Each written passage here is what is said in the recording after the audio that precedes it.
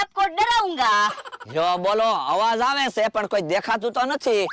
यात्रीगण कृपया ध्यान दीजिए, यहाँ से निकलने वाले लोगों को इस बॉक्स में 500 की नोट डालनी पड़ेगी, वरना मैं आपको डराऊंगा।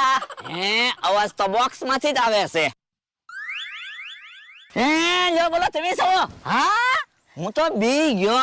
કેમ તમે બી ગયા ને? હા, એટલે તો મેં આવો પ્લાન બનાવ્યો. મેં કીધું બોક્સમાં હંતાને બોલું ને એટલે અહીંથી જે નીકળશે એ બી જાય. 500 રૂપિયા દેતા જાય ને.